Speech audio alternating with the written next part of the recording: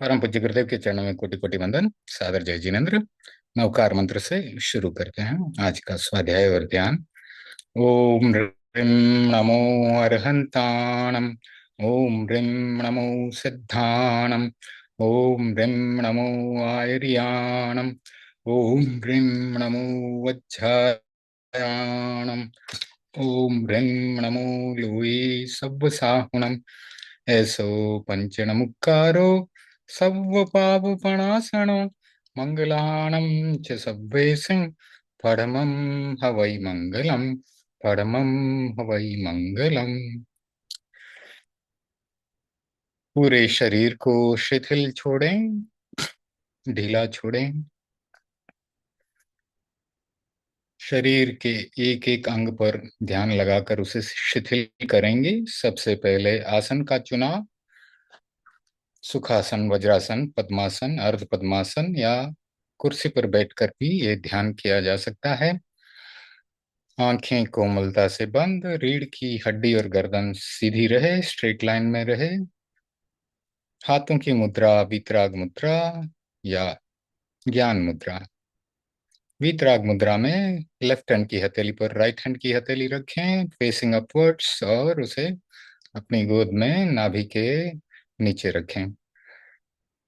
ज्ञान मुद्रा में तर्जनी अंगुली से अंगूठे को सटाएं, बाकी की अंगुलियां सीधी रहें। तर्जनी अंगुली और अंगूठे के टिप को मिलाकर उनको घुटने पर रखें। सबसे पहले दाहिने पैर के अंगूठे पर ध्यान लगाएं, वहां पर होते हुए स्पंदनों का अनुभव करें। भीतर तक जाएं, त्वचा, मांसपेशियां, रक्त वाहिनी, नलिकाएं, स्नायु संस्थान, कोशिकाएं, सबको देखें और उन्हें शिथिल होने का सुझाव दें। दाहिने पैर का अंगूठा शिथिल हो रहा है, शिथिल हो रहा है, शिथिल हो गया है। दाहिने पैर की अंगुलियां, तलुआ, पंजा, एड़ी, सब शिथिल हो रहे हैं, शिथिल हो रहे हैं, शिथिल हो गए हैं। दाहिने पैर का घुटने तक का भाग शिथिल हो रहा है, शिथिल हो रहा है, शिथिल हो गया है। दाहिने पैर का घुटने से कमर तक का भाग शिथिल हो रहा है, शिथिल हो रहा है, शिथिल हो गया है। अब अपना ध्यान बाएं पैर के अंगूठे पर लगाएंगे। बाएं पैर का अंगूठा शिथिल हो रहा है, शिथिल हो रहा है, शिथिल हो गया है। बाएं पैर की अंगुलियां, पंजा, तलुआ, एड़ी, टखना, सब शिथिल हो रहे हैं, शिथिल हो रहे हैं, शिथिल हो गए हैं। बाएं पैर का घुटने तक का भाग शिथिल हो रहा है, शिथिल हो रहा है, शिथिल हो गया है। बाएं पैर का घुटने से कमर तक का भाग शिथिल हो रहा है, शिथिल हो रहा है, शिथिल हो गया है।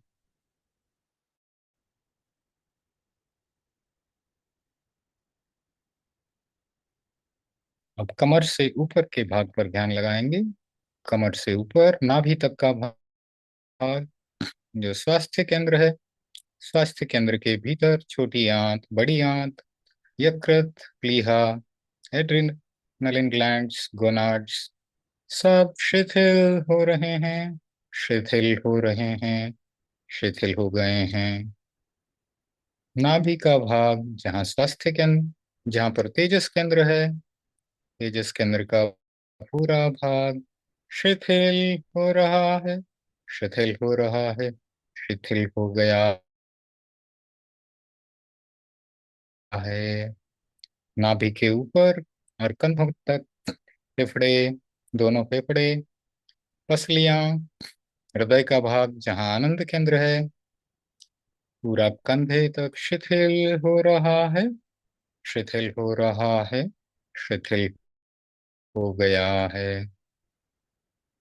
अब पीठ के भाग पर ध्यान लगाएंगे। रीढ़ की हड्डी का अंतिम हिस्सा जहां पर शक्ति केंद्र है, शक्ति केंद्र शिथिल हो रहा है, शिथिल हो रहा है, शिथिल हो गया है। रीढ़ की हड्डी के भीतर से, उसके आसपास से गुजरने वाली सभी नाड़ियां, ईड़ा, पिंगला, सुषुम्ना, पूरा स्नायु संस्थान जो रीढ़ की हड्डी से जुड़ा है, पूरी पीठ में फैला है, कंधे तक पूरा पृष्ठभाग शिथिल हो रहा है, शिथिल हो रहा है, शिथिल हो गया है। दोनों कंधे शिथिल हो रहे हैं, शिथिल हो रहे हैं, शिथिल हो गए हैं। अब अपना ध्यान दाहिने हाथ के अंगूठे पर लगाएं। दाहिने हाथ का अंगूठा, अंगुलियां, पंजा, हथेली, कलाई, सब शिथिल हो रहे हैं, शिथिल हो रहे हैं, शिथिल हो गए हैं। कलाई से कोहनी तक का भाग शिथिल हो रहा है, शिथिल हो रहा है, शिथिल हो गया है। बाएं हाथ का अंगूठा, अंगुलियां, पंजा, हथेली, कलाई, सब शिथिल हो रहे हैं, शिथिल हो रहे हैं, शिथिल हो गए हैं। कलाई से कोहनी तक का भाग शिथिल हो रहा है, शिथिल हो रहा है, शिथिल हो गया है। कोहनी से कंधे तक का भाग शिथिल हो रहा है, शिथिल हो रहा है, शिथिल हो गया है। अब अपना ध्यान कंधे के ऊपर गर्दन के भाग पर लगाएं। गर्दन के बीचों बीच स्वर यंत्र और विशुद्धि केंद्र है। विशुद्धि केंद्र, स्वर यंत्र, श्वास नली, भोजन नली, थायराइड ग्लैंड्स, पैराथायराइड ग्लैंड्स, पूरा गर्दन का भाग शिथिल हो रहा है, शिथिल हो रहा है, शिथिल हो गया है। गर्दन के ऊपर ठुड्डी का भाग, दोनों गाल, दोनों होठ, जिह्वा, दंत पंक्ति, तालू, जिह्वा के ऊपर ब्रह्म केंद्र, सब शिथिल हो रहे हैं, शिथिल हो रहे हैं, शिथिल हो गए हैं। नाक का अग्रभाग जहाँ प्राण केंद्र है, दोनों नथुने, पूरा नाक,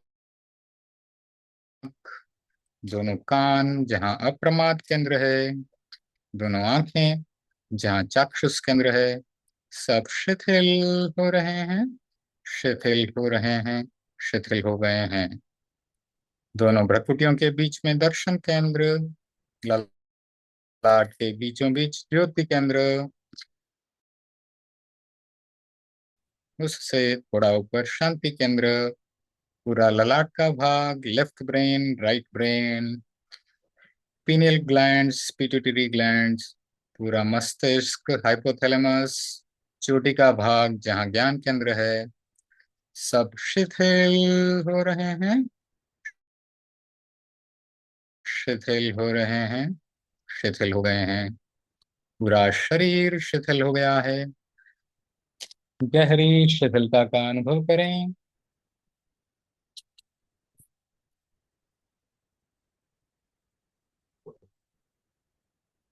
शरीर परीक्षा के बाद काय उत्सर्ग,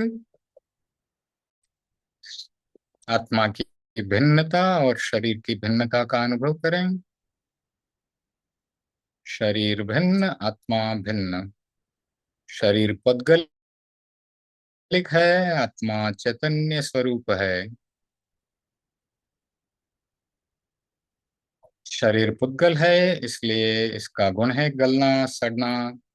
आत्मा या जीव जब निकल जाता है तो शरीर सड़ जाता है, गल जाता है। आत्मा अजर अमर है, अनंत काल से है और भविष्य काल में भी रहेगी। वर्तमान में है, भविष्य में रहेगी, भूतकाल में थी। तो आत्मा का स्वरूप बना रहेगा। इसलिए शरीर भिन्न है, आत्मा भिन्न है।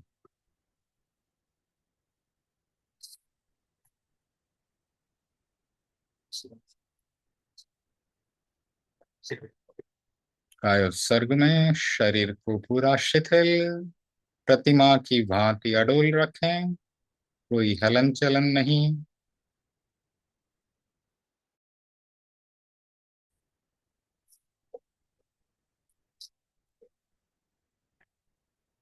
अब हम अंतर यात्रा का प्रयोग करेंगे। अंतर यात्रा में ज्ञान केंद्र से श्वास भरते हुए खाली बाल्टी को रीढ़ की हड्डी में से होते हुए नीचे उतारना है और उसे रीढ़ की हड्डी के अंतिम भाग शक्ति केंद्र पर ले जाकर वहां पर खाली बाल्टी में शक्तियों को भरना है। श्वास छोड़ते हुए उसे ऊपर उठाना है और उसे ले जाकर के रीढ़ की हड्डी में से होते हुए ज्ञान केंद्र पर खाली करना है। शुरू करेंगे पहली आवृत्ति। श्वास भरते हुए खाली बाल्टी रीढ़ की हड्डी में से होते हुए नीचे जा रही है, ज्ञान केंद्र से रीढ़ की हड्डी में होते हुए नीचे ले जाएं, नीचे ले जाएं। शक्ति केंद्र पर सब शक्तियों को इकट्ठा करके खाली बाल्टी में भर दें। भरी हुई बाल्टी को श्वास छोड़ते हुए ऊपर उठाएं, रीढ़ की हड्डी में से होते हुए ऊपर ले जाएं, ऊपर ले जाएं और ज्ञान केंद्र पर उसे खाली कर दें।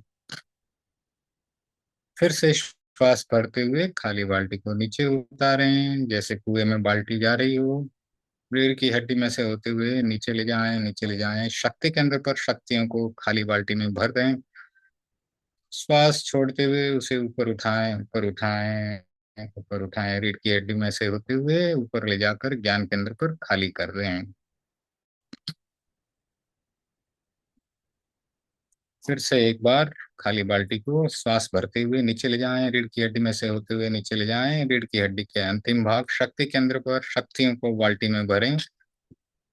श्वास छोड़ते हुए भरी हुई बाल्टी को ऊपर उठाएं और उसे ले जाकर के शक्ति केंद्र पर खाली कर दें, उसे ज्ञान केंद्र पर खाली कर दें। फिर से श्वास भरते हुए खाली बाल्टी ज्ञान केंद्र से नीचे जा रही है, नीचे जा रही है। रीढ़ की हड्डी के अंतिम भाग शक्ति केंद्र पर शक्तियों को बाल्टी में भर दें। श्वास छोड़ते हुए भरी हुई बाल्टी को ऊपर ले जाएं, ऊपर ले जाएं, रीढ़ की हड्डी में से होते हुए और उसे ज्ञान केंद्र पर खाली कर दें। फिर से श्वास भरते हुए खाली बाल्टी को नीचे उतारें, रीढ़ की हड्डी में से होते हुए नीचे ले जाएं, नीचे ले जाएं। शक्ति केंद्र पर बाल्टी में शक्तियों को भरें और भरी हुई बाल्टी को श्वास छोड़ते हुए ऊपर ले जाएं, रीढ़ की हड्डी में से होते हुए ऊपर ले जाएं, ऊपर ले जाएं। ज्ञान केंद्र पर उसे खाली कर दें। अंतिम बार श्वास भरते हुए खाली बाल्टी को ज्ञान केंद्र से नीचे उतारें, रीढ़ की हड्डी में से होते हुए रीढ़ की हड्डी के अंतिम भाग शक्ति केंद्र पर शक्तियों को बाल्टी में भर दें। भरी हुई बाल्टी को श्वास छोड़ते हुए ऊपर उठाएं, ऊपर उठाएं। रीढ़ की हड्डी में से होते हुए ऊपर ले जाएं और उसे ज्ञान केंद्र पर खाली कर दें। अंतर यात्रा, यह शक्तियों के ऊर्ध्वारोहण का प्रयोग।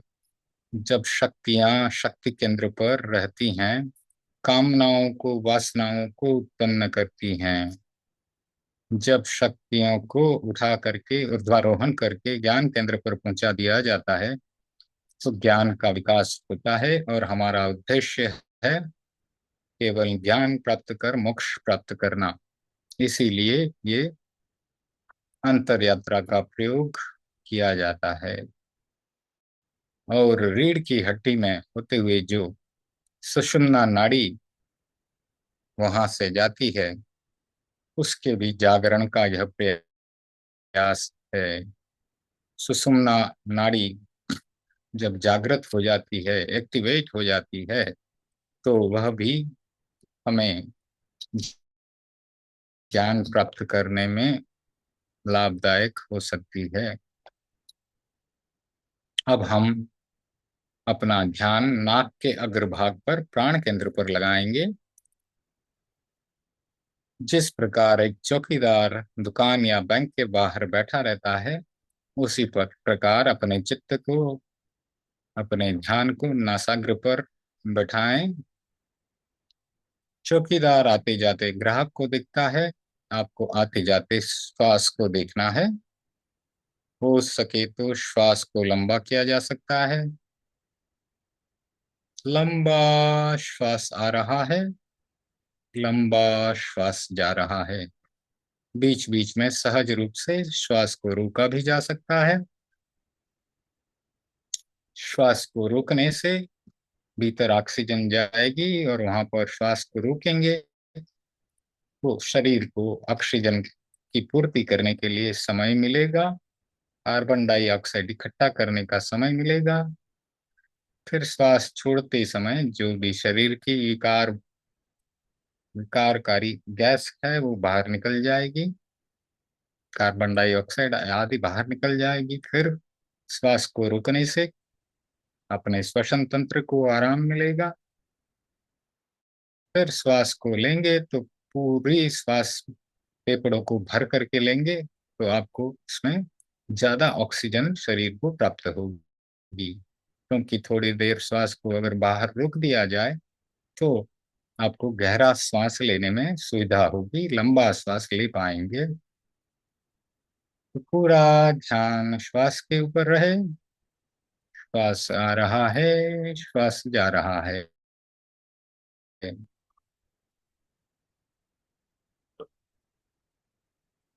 हो सके तब तक श्वास नाक से लिया जाना चाहिए।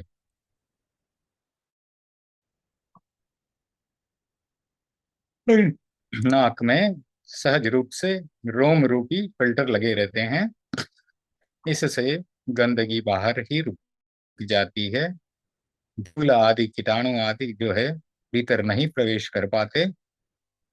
नाक में श्लेष्मा भी रहता है, इस कारण भी फिल्टर हो जाती है भीतर जाने वाली वायु। ह्यूमिडिटी और टेम्परेचर कंट्रोल होकर के जाती है, इस कारण वह स्वास्थ्य के लिए लाभदायक है। लंबा श्वास आ रहा है, लंबा श्वास जा रहा है। पूरा ध्यान श्वास पर रहे। गहरी एकाग्रता, स्थिर चित्तता।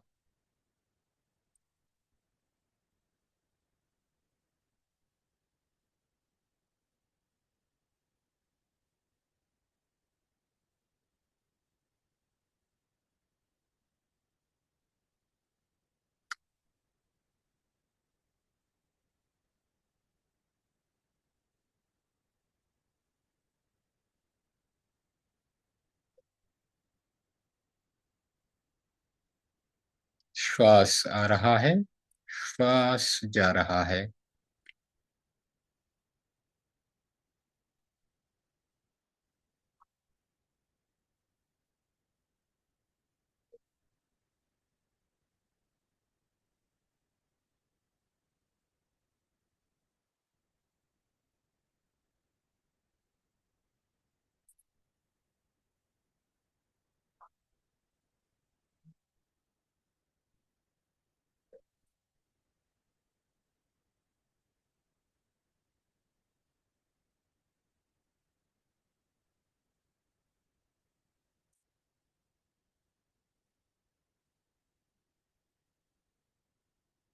श्वास एक न्यूट्रल आलंबन है, निष्पक्ष आलंबन है।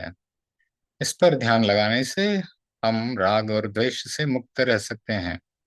और जब जब लंबा श्वास लेते हैं, सभी प्रकार के संवेग आवेग आदि हमसे दूर रहते हैं। क्रोध मान माया लोभ आदि आवेग से हम दूर हो जाते हैं। संवेग तो अच्छी बात है, आवेग नहीं आने चाहिए। तो जब जब श्वास पर ध्यान लगाया जाता है, हम राग द्वेष से मुक्त क्षण में जीते हैं, वर्तमान में जीते हैं, भविष्य की चिंताओं से दूर। भूतकाल की बेकार की बातों के चिंतन से भी दूर वर्तमान में जीना हमें प्रेक्षा ध्यान सिखाता है। राग द्वेष मुक्त होकर के जीना हमें प्रेक्षा ध्यान सिखाता है।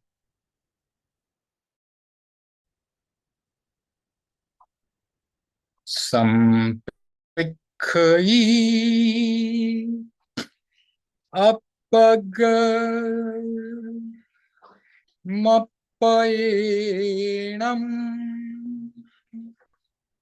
स्वयं स्वयं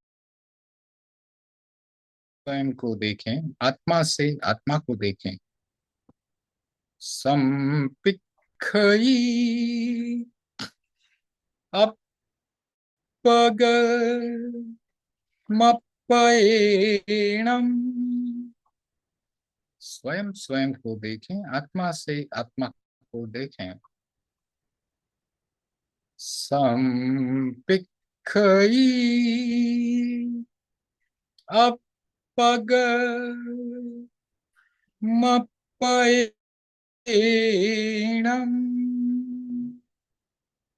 स्वयं स्वयं को देखें, आत्मा से आत्मा को देखें।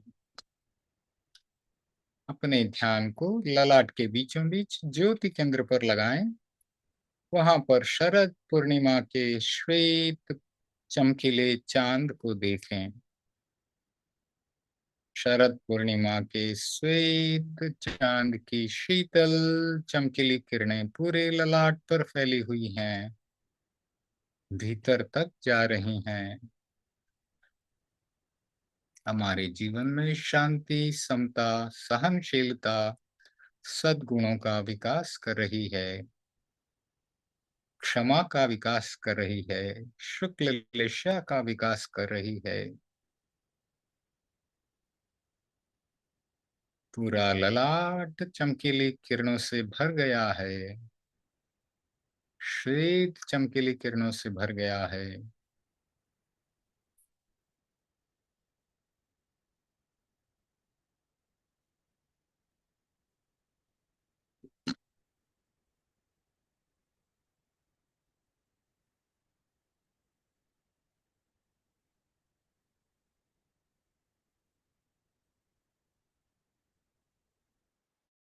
श्वेत चमकीली रोशनी पूरे ललाट पर फैली हुई है, भीतर तक जा रही है।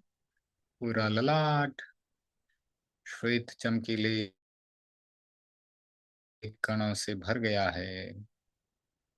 अद्भुत शांति का अनुभव करें। आहम सुविज्जा चरणम पमुखम। दुख मुक्ति के लिए विद्या और आचार का अनुशीलन करें।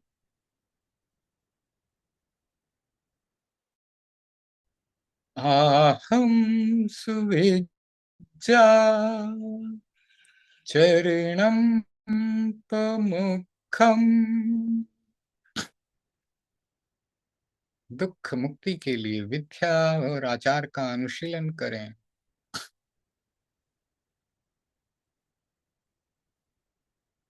आहम सुविज्जा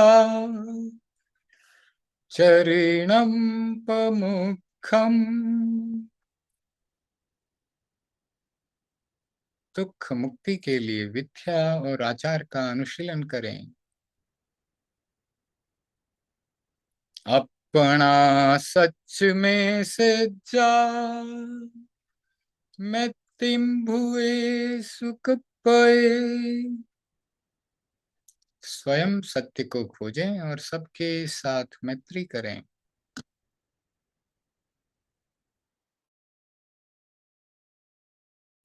अपना सच में से जा मैं तिम भुए सुख पए। स्वयं सत्य को खोजें और सबके साथ मैत्री करें। अपना सच में से जा मैं तिम भुए सुख पए। स्वयं सत्य को खोजें और सबके साथ मैत्री करें।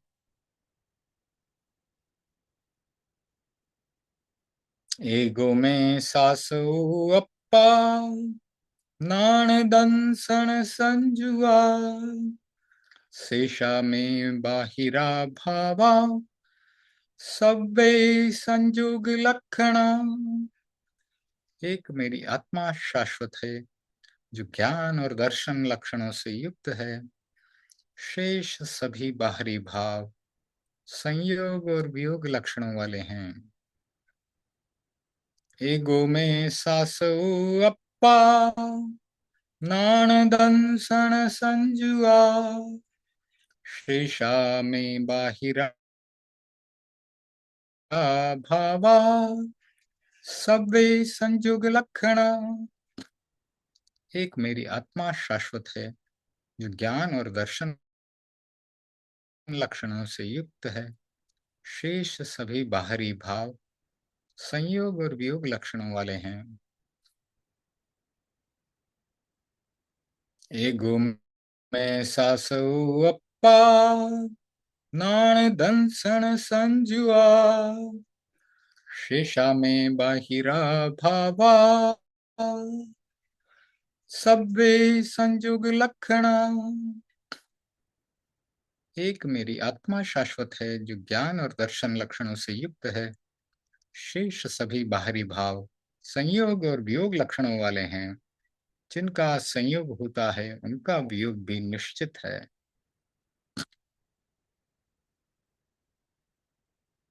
आज हमने शरीर प्रेक्षा, कायोत्सर्ग, अंतर यात्रा, दीर्घ श्वास प्रेक्षा, चैतन्य केंद्र प्रेक्षा, अनुप्रेक्षा, लेश्या ध्यान, इन सब का प्रयोग किया। अब धीरे धीरे 2-3 लंबे श्वास लेते हुए आंखों को खोल सकते हैं। अब हम स्वाध्याय का क्रम शुरू करेंगे। 25 बोल में हमने 12 व्रतों को पूरा कर लिया।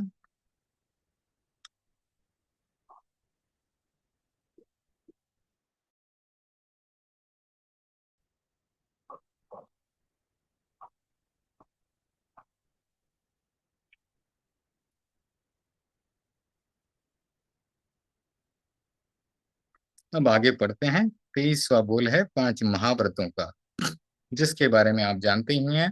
5 महाव्रत कौन कौन से हैं आपको पता है। अहिंसा महाव्रत, सत्य महाव्रत, अस्तेय महाव्रत, ब्रह्मचर्य महाव्रत और अपरिग्रह महाव्रत। जब कोई दीक्षित होता है उस समय वह आजीवन 5 महाव्रतों का पालन करने की प्रतिज्ञा करता है। वह 3 करण 3 योग से 5 आश्रवों हिंसा, असत्य, चोरी, मैथुन, परिग्रह इनका प्रत्याख्यान करता है। अहिंसा महाव्रत इन 5 व्रतों का आजीवन पालन करता है। पहला महाव्रत अहिंसा का है। इसमें जीव हिंसा का सर्वथा त्याग किया जाता है। प्रश्न होता है, भोजन जीवन का सर्वप्रथम साधन है, उसके बिना जीवन टिक नहीं सकता और भोजन हिंसा के बिना बनता नहीं है। ऐसी स्थिति में अहिंसक साधु कैसे जिए? तो साधु न तो भोजन बनाता है, न दूसरों से बनवाता है और न भोजन बनाने वाले को अच्छा ही समझता है। गृहस्थ गृहस्थ अपने लिए जो भोजन बनाता है उसी का अंश प्राप्त कर वह अपना जीवन निर्वाह कर लेता है। हिंसा से बचने के लिए साधु भले स्वयं न पकाए, न दूसरों से पकवाए और पकवाने को भले अच्छा न समझे, फिर भी हिंसा से तैयार किए हुए भोजन को वह लेता है, तब वह उस हिंसा हिंसा के दोष का भागी क्यों नहीं होगा? यह एक प्रश्न मन में आता है। इसका उत्तर है कि हिंसा जनित वस्तु को लेने वाला उसी अवस्था में हिंसा का दोषी बनता है जब प्रत्यक्ष या परोक्ष रूप से उस हिंसा में उसका कुछ भाग हो, उसका भागीदार अगर वह है तो उसका पाप उसे मिलेगा। जो व्यक्ति अपने निमित्त बनाए भोजन को किसी भी अवस्था में नहीं लेता, वह उस हिंसा का भागीदार नहीं बनता। गृहस्थ अपने लिए हिंसा करता है, साधु के लिए नहीं। अगर साधु के लिए कोई भजन भोजन बना दे और साधु उसे ले ले, तो वह उस हिंसा से बच नहीं सकता। जिस समय गृहस्थ के घर से साधु भोजन लाता है, उससे पहले उन वस्तुओं पर साधु का न तो कोई अधिकार ही होता है और न कोई संबंध ही।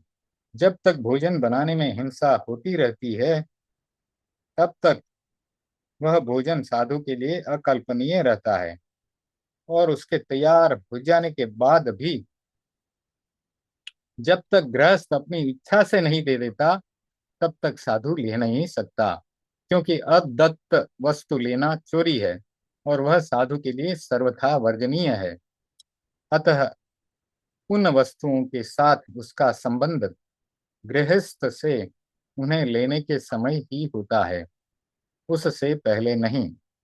इस प्रकार साधु खान पान संबंधी हिंसा से बचता है। हिंसा दो प्रकार की है, देश हिंसा और सर्व हिंसा। जिस असत प्रयत्न से किसी व्यक्ति की आत्मा को कष्ट हो, वह देश हिंसा है, और जिस प्रयत्न से प्राण नाश हो, वह सर्व हिंसा है।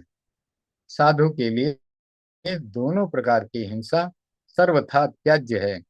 रात्रि में मुनि रजोहरण से जमीन को साफ कर चलते हैं, ताकि हिंसा से बचाव हो सके। पृथ्वी में भी जीव होते हैं, मिट्टी में जीव होते हैं, अतः साधु ताजी खुदी हुई मिट्टी को नहीं छूते, जब तक कि वह किसी विरोधी द्रव्य के संयोग से अचित्त जीव रहित न हो गई हो। कुएं का जल, नदी का जल, तालाब का जल, वर्षा का जल आदि पानी जीव सहित होता है, उसे कच्चा जल कहा जाता है। साधु ऐसा जल नहीं ग्रहण करते। कच्चे जल को उबालने से या उसमें राख चूना आदि पदार्थ डालने से वह पका बन जाता है। साधु को यदि ऐसे उबले हुए पानी या राख चूना आदि मिले हुए पानी का संयोग मिले, तो वह ग्रहण करता है। पका जल अचित जीव रहित होता है। पके जल को व्यवहार में लाने का कुछ वैज्ञानिक आधार भी है। बीमारी फैलाने वाले सूक्ष्म कीटाणु या पानी में पनपने वाले कृमि आदि के अंडे पक, पक्के पानी में नहीं रहते। साधु तेजस का अग्नि का भी प्रयोग नहीं करता, वह उसका स्पर्श तक नहीं करता। वह भयंकर सर्दी में भी जलती हुई अग्नि के पास जाकर अपने शरीर को गर्म नहीं करता।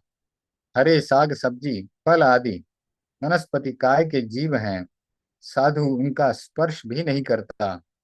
अग्नि या विरोधी द्रव्यों के संयोग से वनस्पति अचित जीव रहित हो जाती है। अचित होने पर भी साधु उसे ग्रहण कर सकता है। अचित होने पर साधु उसे ग्रहण कर सकता है। इस प्रकार जीवन पर्यंत अहिंसा का पालन करना पहला महाव्रत है, सत्य महाव्रत। दूसरे महाव्रत में असत्य बोलने का सर्वथा परित्याग किया जाता है। धर्म रक्षा या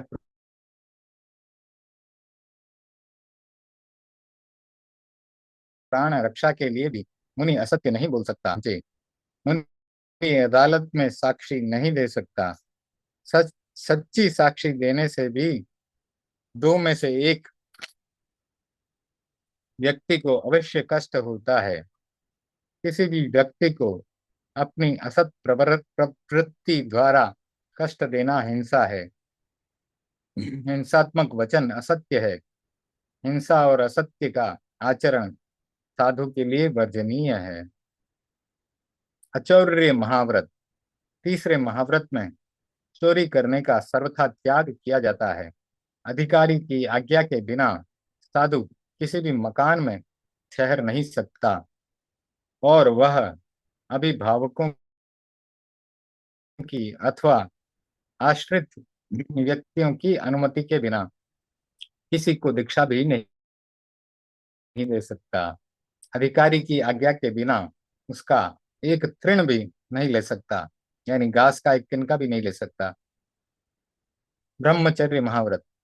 चौथे महाव्रत में मैथुन अब ब्रह्मचर्य का सर्वथा परित्याग किया जाता है।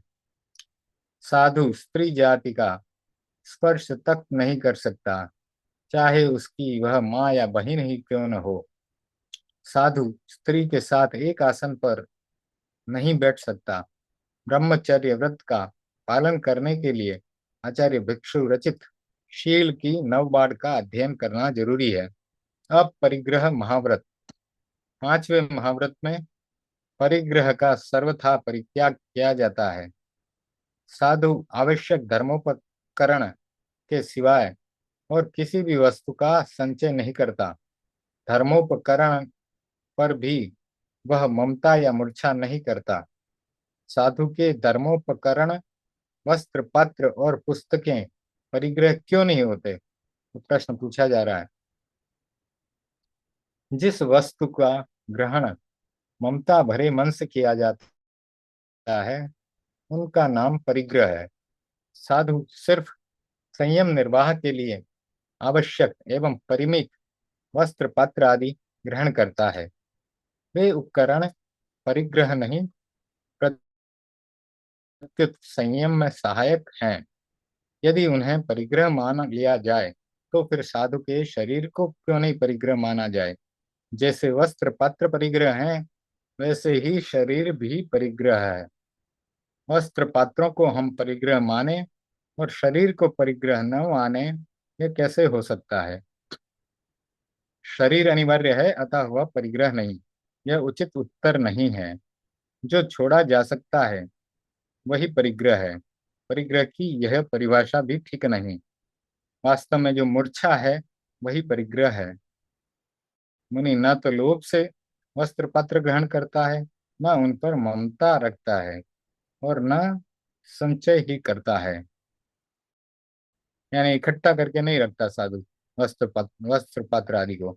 नहीं तो लोग भंडार भर भर के वस्त्र कपड़े रखते हैं, साधु वैसा नहीं करता। बर्तन भी लोगों के भंडार भरे रहते हैं, लेकिन साधु अपनी सीमा से कुछ ही पात्र और कुछ ही वस्त्र रख सकता है। अतः उसके धर्मोपकरण परिग्रह नहीं है। रात्रि भोजन विरति। इन पांच महाव्रतों के सिवाय एक छठा व्रत और है। उसमें जीवन पर्यंत रात्रि भोजन का त्याग किया जाता है। रात्रि में कोई भी खाने पीने की चीज पास रखना, कुछ भी खा पी नहीं सकता। इस प्रकार से ये 23वां बोल समाप्त हुआ। दो बोल और हैं इसमें आगे, तत्व के 24वां और 25वां, वो अगली क्लास में लेंगे। अब केसी स्वामी और राजा परदेसी, उनका संवाद चल रहा है। पुस्तक का नाम है शरीर और आत्मा, आचार्य श्री महाप्रज्ञ जी की लिखी हुई है।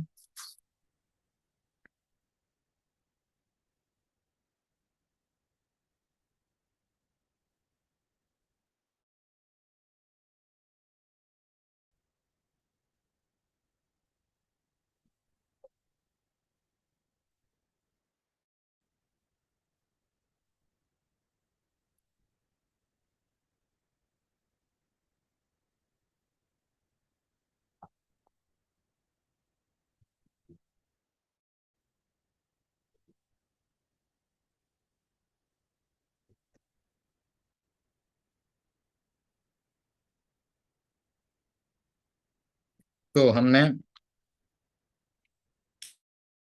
पढ़ा था, परदेशी राजा प्रश्न करता है और मुनि श्री केसी कुमार जी उसको समझा रहे हैं।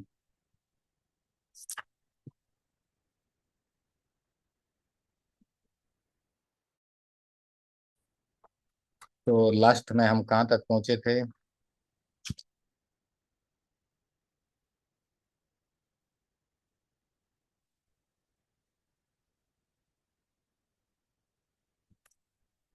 मुझे लगता है कि परदेसी राजा ने एक प्रश्न किया था कि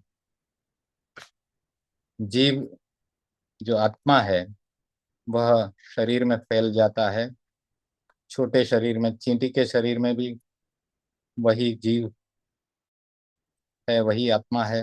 हाथी के शरीर में भी वही जीव है, वही आत्मा है। और उसका उत्तर केसी स्वामी दे रहे थे। राजा प्रदेशी के प्रश्न का उन्होंने सही तरीके से उत्तर दिया था। और अंत में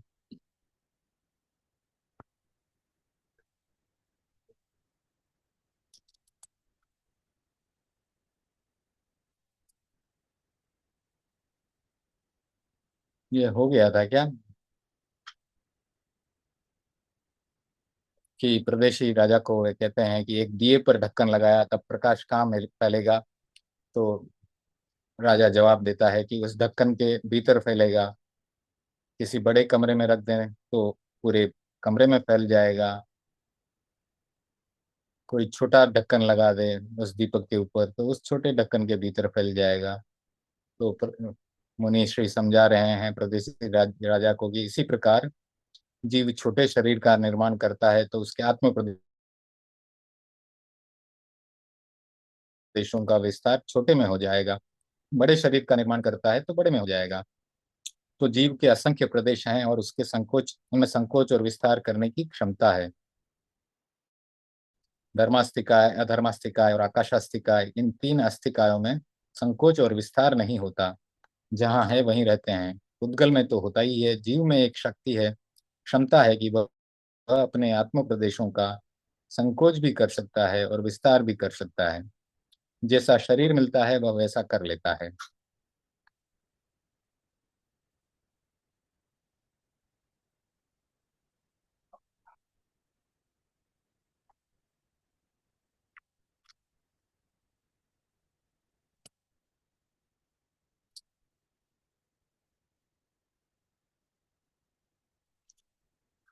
आचार्य आचार्य उमा स्वाति ने तत्वार सूत्र में बहुत संक्षेप में बताया है। संहार विसर्पाभ्याम प्रदीपवत, संहार और विसर्प, संकोच और विस्तार, इस शक्ति के द्वारा जीव अपने प्रदेशों का संकोच भी कर सकता है और विस्तार भी कर सकता है। जैसे दिए का प्रकाश फैलता भी है, सिमटता भी है। एक बल्ब को जलाएं तो पूरे पंडाल में प्रकाश हो जाता है, उस पर ढक्कन दे दें तो प्रकाश सारा ढक्कन के भीतर समा जाता है। वैसे ही जीव में अपने आत्म प्रदेशों को फैलाने और सिकुड़ने की क्षमता है। इसलिए सब जीवों को समान मानने में कोई कठिनाई नहीं है। अगर कुंथु का जीव है, चाहे वह चींटी का जीव है, चाहे हाथी का जीव हो, प्रदेशों की गणना करो तो सब में समान है, असंख्य प्रदेश। एक भी प्रदेश न कम है और न ज्यादा है। केवल अंतर अंतर आता है संकोच और विस्तार का। उब कम निबद्धम बोधिम निबत्तेई, यानी जिस प्रकार का कर्म होता है वैसे ही शरीर का निर्माण होता है, और निर्माण होता है वैसा ही विस्तार हो जाता है। एक बहुत बड़ा मछली का जीव है, बहुत लंबा चौड़ा फैला हुआ है। उस त्रस्त जीव को मरने के बाद एक अंगुली जितने जीव में पैदा होना है, वो उसमें कैसे समाएगा। तो वह जहाँ छोटे शरीर में जाना है, मरने से पहले ही वह अपने प्रदेशों को सिकोड़ना शुरू कर देता है। एक साथ नहीं होता, वह एक मुहूर्त पूर्व प्रदेशों को सिकोड़ना शुरू कर देता है, और वे विशाल फैले हुए प्रदेश सिकुड़ते सिकुड़ते एक अंगुली जितने में समा जाते हैं। तो प्रदेशी राजा को केसी स्वामी पूछते हैं कि अब तुम क्या कहते हो। तो प्रदेशी राजा बोलता है कि मैं क्या बोलूं, आप तो हर बात का उत्तर ऐसे दे देते हैं कि मेरे पास बोलने के लिए कुछ रहता ही नहीं है। आपने बहुत सही उत्तर दिया। दिए के प्रकाश की बात को मैं जानता हूँ। उसका प्रकाश पूरे कमरे में भी फैलता है और ढक्कन में भी समा जाता है। तब केसी स्वामी बोलते हैं कि अब बोलना नहीं है कुछ भी, साफ साफ। केसी स्वामी को वो बोलता है कि अब मुझे कुछ बोलना नहीं है, मैं समझ गया हूँ कि जीव अलग है और शरीर अलग है। तब केसी स्वामी पूछते हैं कि अब राजन अब क्या करना है। तो जब वह परदेसी राजा कहता है कि अब ठीक है महाराज, करना क्या है, आपका आपका और मेरा मेरा। तब केसी स्वामी बोलते हैं कि राजन, इतना श्रम किया, तुम नास्तिक से आस्तिक बन गए, तो फिर इस मत को स्वीकार करो। तो राजा बोलता है कि मैं अपने बाप दादा के मत को कैसे छोड़ दूं। तो मुनिवर फिर उसे समझाते हैं कि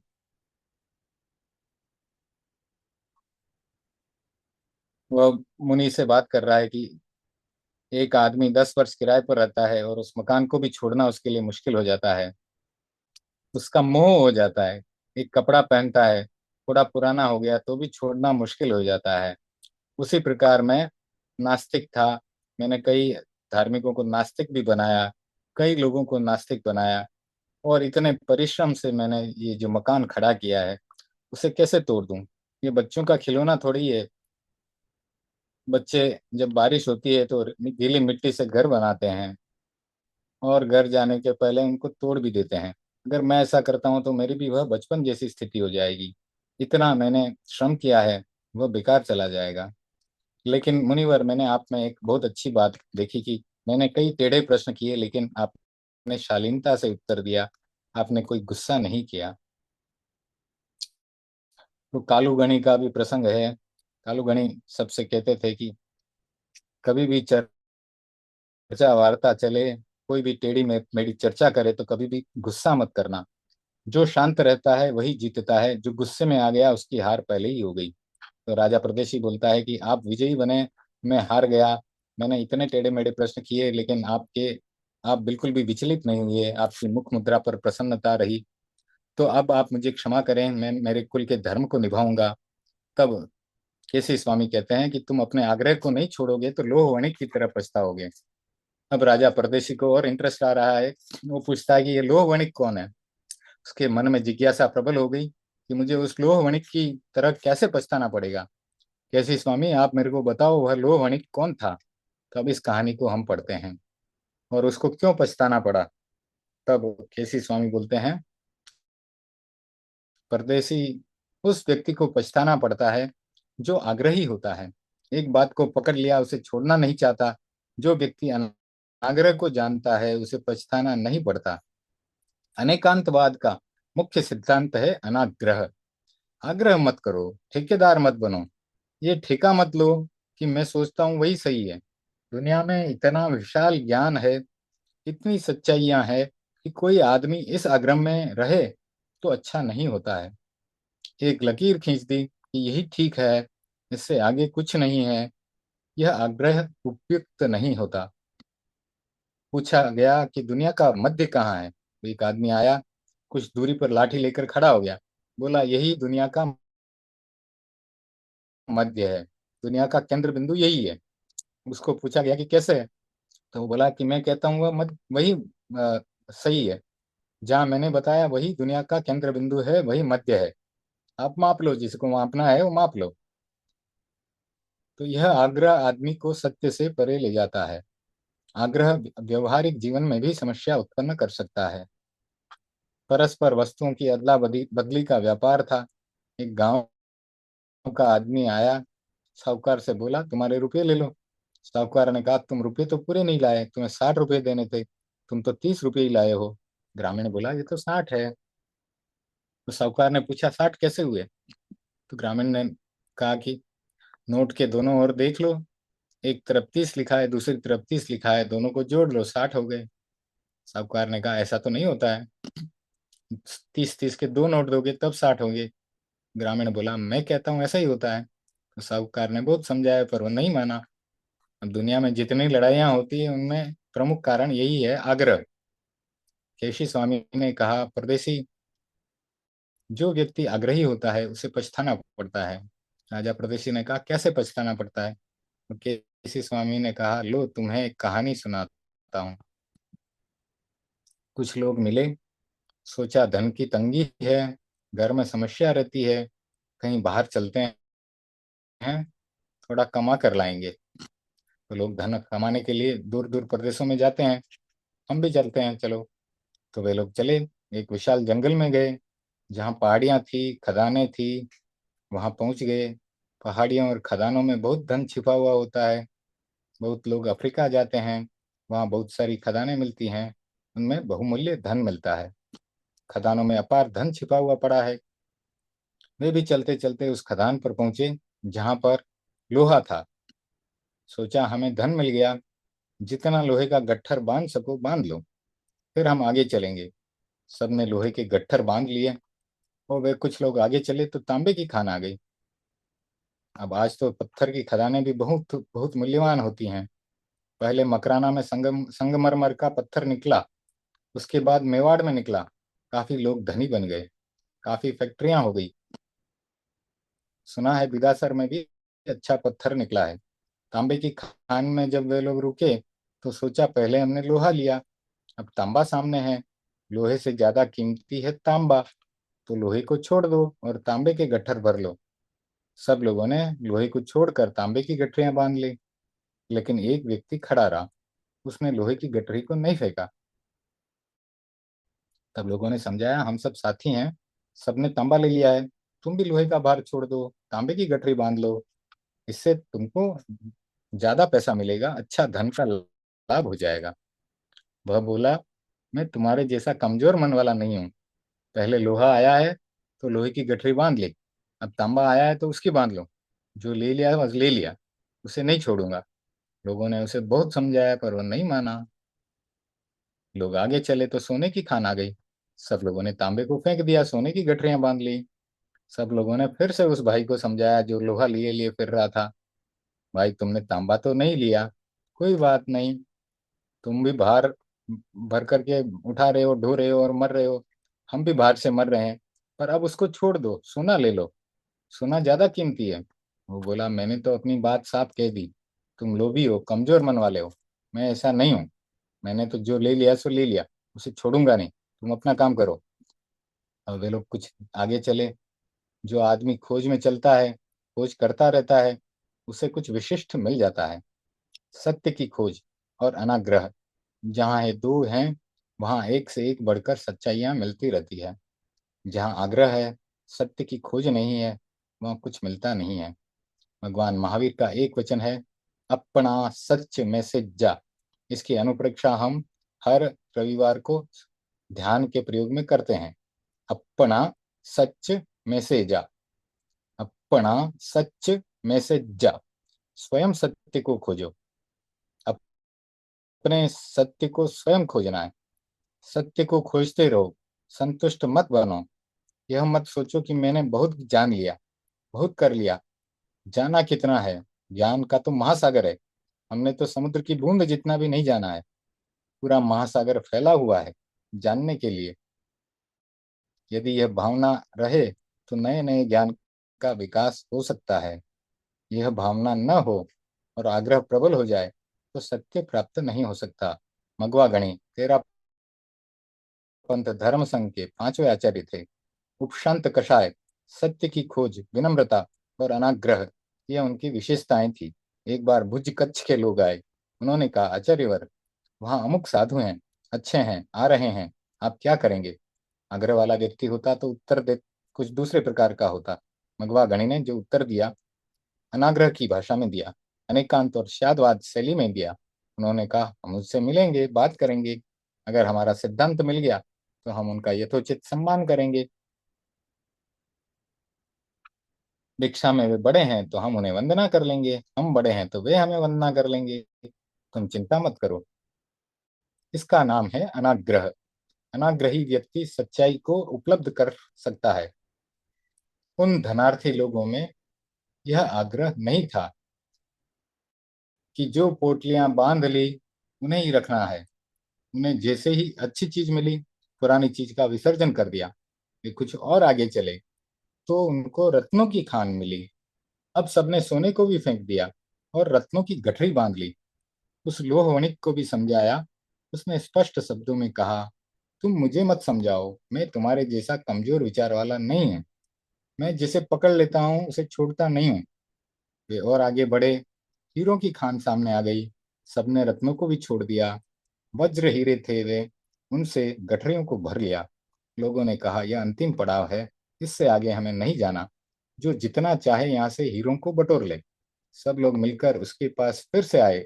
इसके पास जिसने लोहा उठा रखा था, उसको समझाया, इस लोहे के भार को अब तो फेंक दो। अब सबकी बात मानकर हीरों से गठरी भर लो, अन्यथा हम सब धनी बन जाएंगे और तुम गरीब रह जाओगे। वो बोला, तुम चिंता मत करो, मैं अपने विचार का पक्का हूँ। मैं तुम्हारी बात नहीं मानूंगा। जो भार ले लिया वह ले लिया, मैं उसे नहीं छोड़ूंगा। कुछ लोग एक मुट्ठी भरकर हीरा लाए। सोचा कि इतना सा इसकी गठरी में डाल दें तो भी इसका काम हो जाएगा।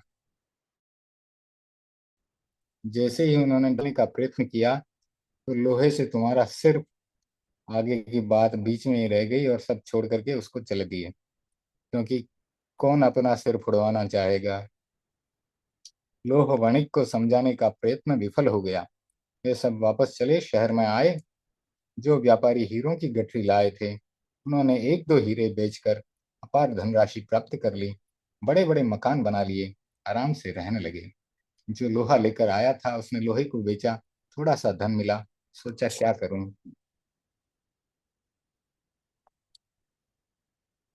घर वालों ने पूछा क्या लाए, कि लोहा लाया था, बेच दिया, इतना सा धन मिला है। उसने थोड़े से चने खरीदे, कुछ किराने की चीजें खरीदी और रेडी पर रख कर उनको बेचने लगा। कुछ समय बाद उसने देखा कि उसके साथियों ने बड़े बड़े महल बना लिए, नौकर चाकर रख लिए, धन वैभव और ऐशो आराम का जीवन जी रहे हैं। उनके घरों में वाद्य बज रहे हैं, नृत्य हो रहा है, बड़े आराम से रह रहे हैं। मन में सोचा उनसे मिल लूं। वहां गया, देखा तो मूर्छा आ गई, गिर गया। टोकरी होश आया, बिखरे हुए चनों को इकट्ठा किया। मकान मालिक ने उसे पहचान लिया। पूछो पूछा, बोलो क्या दशा है। उसने कहा, अब कोई कहने की बात नहीं है। तुमने बहुत समझाया था, बहुत कहा था, मैंने जिद पकड़ ली, मैं नहीं माना। इसका परिणाम है कि तुम तो आलीशान मकान में रह रहे हो, सब कुछ सुविधाएं भोग रहे हो, और मैं ये चने बेचता फिर रहा हूँ, फिर भी पूरी रोटी नहीं मिल रही है। अब मन में पश्चाताप हो रहा है। आचार्य श्री तुलसी ने इस प्रसंग का एक पद में बहुत सुंदर चित्रण किया है। केवल रूढ़ी में पढ़कर, मिथ्या आग्रह में अड़कर सिर पर लोहे का भार न ढोना चाहिए, हृदय को धोना चाहिए, कि पावन होना चाहिए। यह है जगने की बेला, अब ना सोना चाहिए, हृदय को धोना चाहिए, कि पावन होना चाहिए।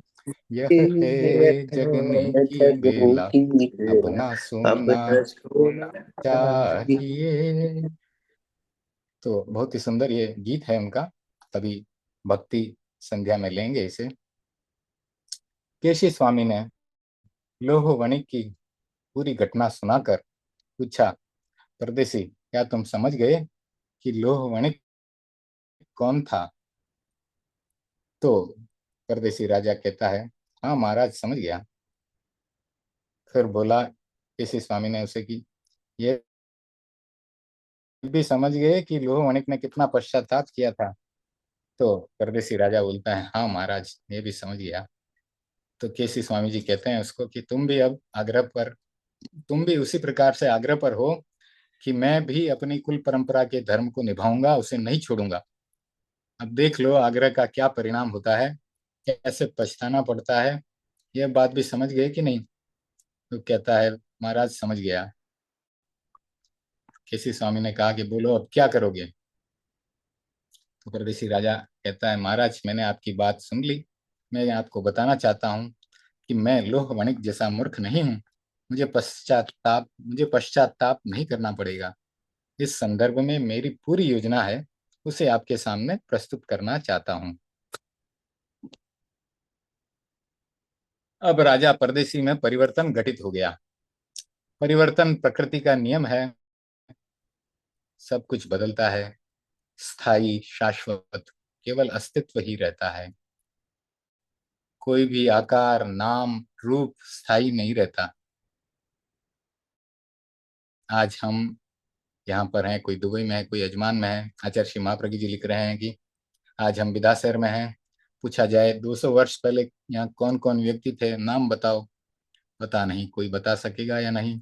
200 वर्ष पहले ये मकान कहाँ था? जिस भवन में हम बैठे हैं 50 वर्ष पहले उसकी क्या स्थिति थी? लोग कहते हैं कि बड़ी विचित्र कहानी है।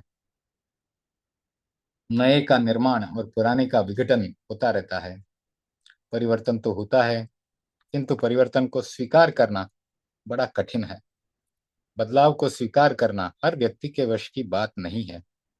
कोई बहुत समझदार होता है, वही स्वीकार कर सकता है। एक तपस्वी राजमहल के दरवाजे पर गया। प्रहरी खड़े थे, उसे भीतर जाने से रोक दिया, क्योंकि राजा का महल है, तो हर किसी को तो अंदर नहीं घुसने दिया जा सकता। तब तपस्वी ने पूछा, क्यों रोक रहे हो? मैं यहाँ ठहरना चाहता हूँ। तो वहां पर खड़े हुए चौकीदार ने कहा, महाराज, ठहरना है तो किसी धर्मशाला में चले जाइए। तो तपस्वी कहता है कि ये तो धर्मशाला ही तो है, मैं तो इसे धर्मशाला समझकर ही आया हूँ। तो चौकीदार कहता है, ये धर्मशाला नहीं है, ये राजमहल है। तो तपस्वी कहता है, नहीं नहीं, तुम गलत कह रहे हो, ये धर्मशाला ही है। अब एक तरफ तो कहा जा रहा है कि ये राजमहल है, और तपस्वी कह रहा है कि ये धर्मशाला है, मैं इसमें ठहरूंगा। तो एक विवाद सा खड़ा हो गया। कोई साधारण आदमी होता तो पहरेदार कहीं भी उठा करके ठोक पीट करके बाहर फेंक देते, पर वह तपस्वी इतना तेजस्वी लग रहा था, उसकी वाणी में इतना ओज था कि वे सहम गए, डर गए। प्रहरी ने सोचा, ये अपने वश की बात नहीं है, कहीं इसे कुछ कह दिया तो फंस जाएंगे। तो जो मुख्य प्रहरी था वह राजा के पास पहुंचा, निवेदन किया, महाराज, आज तो एक बड़ी समस्या आ गई है, और पूरी घटना सुनाई। राजा स्वयं नीचे आया, तपस्वी को प्रणाम किया, पूछा, महाराज क्या बात है? तो तपस्वी ने फिर से वही बात दोहराई, मैं इस धर्मशाला में ठहरना चाहता हूँ। तो राजा ने कहा, महाराज, ये धर्मशाला नहीं है, ये तो मेरा आवास है, राजभवन है। मैं अपने कर्मचारी को आपके साथ भेज देता हूँ, वो अच्छी धर्मशाला में आपको ठहरा देगा। तपस्वी ने कहा, नहीं, मैं तो इसी धर्मशाला में ठहरना चाहता हूँ। राजा भी घबरा गया, विनम्रता से बोला, महाराज, आप बहुत अच्छे तपस्वी लग रहे हैं, पर लगता है आपको व्यवहारिक ज्ञान नहीं है। व्यवहार का ज्ञान थोड़ा आपका कम है। महाराज, ये धर्मशाला नहीं है। तपस्वी ने कहा, राजा से पूछा, यहाँ कौन रहता है? राजा ने कहा, मैं रहता हूँ। तपस्वी ने फिर पूछा, तुम्हारे से पहले कौन रहता था? तो राजा ने कहा, मेरे पिताजी रहते थे। तो तपस्वी ने कहा, उन्हें बुलाओ, मैं उनसे पूछता हूँ कि ये धर्मशाला है या नहीं। तब राजा ने कहा कि वे तो मर गए। तब तपस्वी ने कहा, उससे पहले कौन रहता था? कि मेरे दादा रहते थे। तब तपस्वी ने कहा, उन्हें बुला लो। तो राजा ने कहा, महाराज, वे भी दुनिया में नहीं रहे। तपस्वी ने कहा, उससे पहले वाले को बुला लो, कोई तो आएगा। तब राजा ने कहा, वे भी दिवंगत हो गए। तब उस तपस्वी ने अपने कथन के अर्थ को समझाते हुए कहा, परदादा मर गया, दादा मर गया, पिता मर गया, सब चले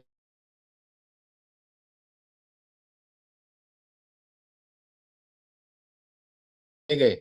अरे ये धर्मशाला नहीं तो और क्या है? ठहरता है और चला जाता है। यहाँ भी सब यात्री आए, 2 दिन ज्यादा ठहर गए होंगे या कम ठहर गए होंगे, और फिर चले गए। तो ये धर्मशाला नहीं तो और क्या है? राजा के दिमाग में एक नई चेतना जाग गई, परिवर्तन हो गया। उसने कहा, महाराज, आप ठीक कह रहे हैं, आप यहाँ आइए और यहीं ठहरिए। तो परिवर्तन को समझना बड़ा कठिन है। कोई समझाने वाला तो हो, तभी वह समझ में आएगा। समझाने वाला हो तो भी आसान नहीं है। केशी स्वामी जैसा समर्थ गुरु मिले और समझा दे तो बात अलग है। सामान्य व्यक्ति के लिए यह संभव नहीं है। केशी स्वामी ने राजा परदेशी के दिमाग को बदल दिया, चेतना को बदल दिया। राजा परदेशी की बात समझ में आ गई। राजा परदेशी बोला, मैं आपके मत को स्वीकार करता हूँ। मैं जो मानता था कि जो शरीर है वह जीव है, और जो जीव है वही शरीर है, यह सही नहीं था। आपका यह मत सही है कि शरीर अलग है और जीव अलग है, और यही बात हम ध्यान में करते हैं कि आत्मा भिन्न और शरीर भिन्न। केशी स्वामी ने कहा, स्वीकार करते हो तो पूरी बात को स्वीकार करो। राजा प्रदेशी ने कहा, मुनिवर, मैं योजनाबद्ध तरीके से काम करूंगा। केसी स्वामी ने पूछा, योजना क्या है तुम्हारी? तो राजा ने कहा, मुनिवर, मैं अगर यहाँ से जाकर अपने परिवार को, अपने मित्रों को, अपने सामंतों को कहूंगा कि मैंने केशी स्वामी को अपना गुरु स्वीकार कर लिया, उनके विचार को मान लिया कि जीव अलग है, शरीर अलग है, तो वे मानेंगे नहीं। वे सोचेंगे ये केशी स्वामी की हत्या करके आया है, मेरी साख तो बिक रही है। राजा इतना क्रूर है कि कोई भी भिन्न विचार वाला आए उसे जिंदा नहीं रहने देगा। या तो वह राजा के विचार को स्वीकार करे या मौत का आलिंगन आलिंगन करे। दूसरे को मैं सहन नहीं कर सकता। पहले मुझे इस धारणा को बदलने का प्रयत्न करना होगा। मुनिवर, मैं राजभवन जाऊंगा, उन्हें समझाऊंगा, क्योंकि मैं जहाँ एक और राजा हूँ, वहां दूसरी ओर इस मत का प्रचारक हूँ। जीव और शरीर एक है, वो नहीं है। इस अनात्मवाद का, नास्तिकता का मैंने बहुत प्रचार किया है, सैकड़ों हजारों लोगों को इस मत का समर्थक बनाया है। इसकी सिद्धि के लिए इतने प्रयोग किए हैं कि अब एकदम एक क्षण में जाकर कहूं कि मैं बदल गया तो क्या होगा? सबको अपने विश्वास में न लूं, उनको पूरी बात न समझा दूं, तब तक मैं आपके मत को स्वीकार कैसे करूं? आपके विचार मेरे मन में जम गए हैं, पर जनता के सामने अभी अकेला आपका मत स्वीकार नहीं कर सकता। मैं सबको लेकर आऊंगा, सबके साथ में आपका शिष्य बनूंगा। दूसरी बात, मैंने बहुत टेढ़े प्रश्न किए हैं, बहुत टेढ़ी बातें की हैं, आपको काफी कष्ट दिया है। मैं मानता हूँ आप क्षमा के सागर हैं, आपके मन में कुछ नहीं आया होगा, पर मैं अपना धर्म मानता हूँ, कर्तव्य मानता हूँ, और मैंने आपके साथ जो टेढ़ा व्यवहार किया है उसके लिए मैं क्षमा याचना करता हूँ। वह भी अकेले में नहीं करूंगा, सबके सामने करूंगा। इसलिए महाराज, मैं एक बार अपने राजप्रसाद में जाता हूँ। महारानी, पुत्र, परिवार, मंत्रीगण, सभासदों, मेरी गोष्ठी के लोगों को बुलाऊंगा। उनको यह बताऊंगा कि मैंने केशी स्वामी से लंबी चर्चा के बाद यह समझ लिया है कि शरीर अलग है और जीव अलग है। मैं जो ये कहता था कि जीव और शरीर एक है, वह मेरा विचार गलत है।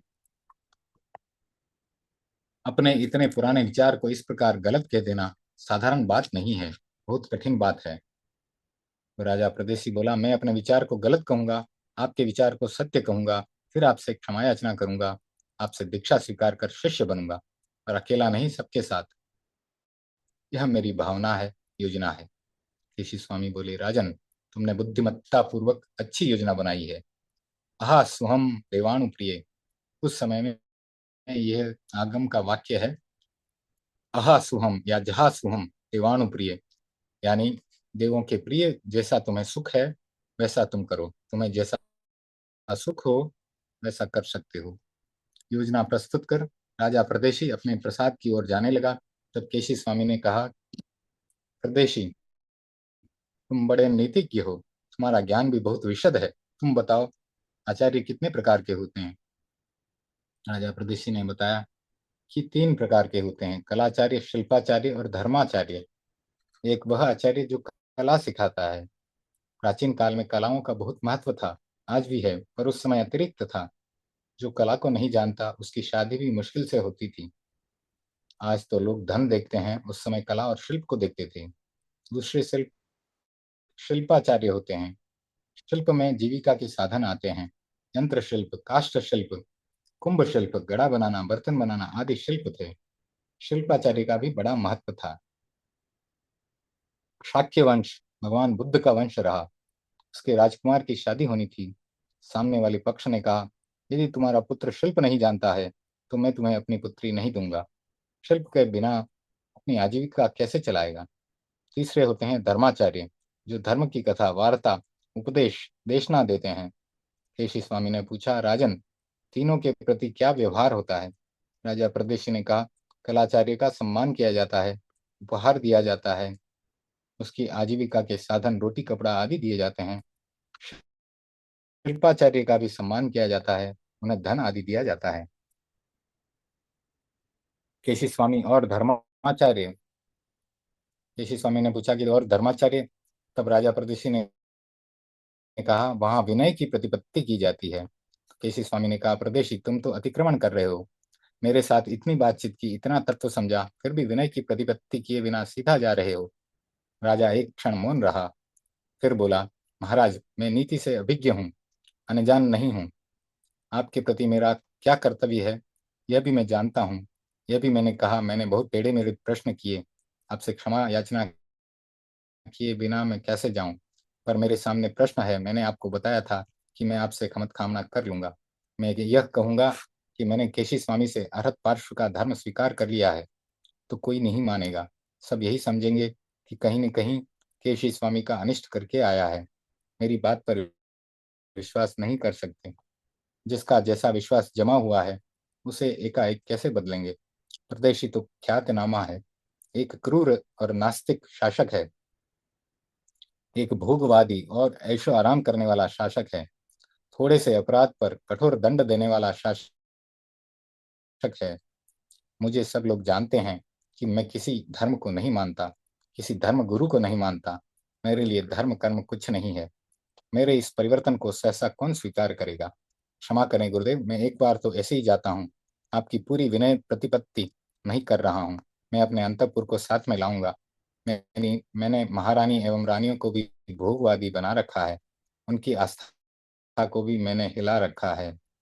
अंतःपुर मंत्री परिषद सबको साथ लाऊंगा। मैं उन्हें बताऊंगा, पर उन्हें भरोसा नहीं होगा। मैं उनसे कहूंगा, प्रत्यक्षे किम प्रमाणम। हम केशी स्वामी के पास चलें।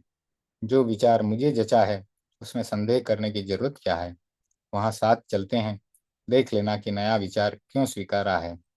मैं सबके साथ आपकी विनय प्रतिपत्ति करूंगा, क्षमत कामना करूंगा और आपको गुरु स्वीकार करूंगा।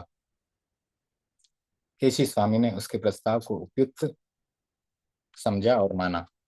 प्रदेशी योजनाबद्ध काम करता था।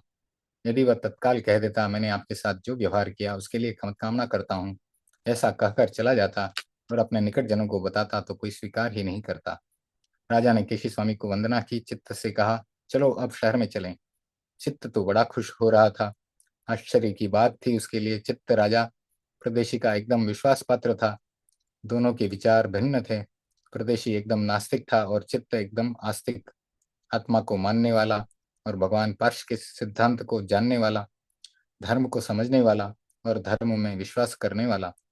चित्त के मन में कितना हितकर प्रश्न था कि मैं राजा का सारथी, विश्वास पात्र और सर्वे सर्वा, मुझे जो इतना सम्मान देता है वह मरने के बाद अच्छी गति में न जाए, दुर्गति में जाए तो मेरा निकट होना व्यर्थ चला जाएगा।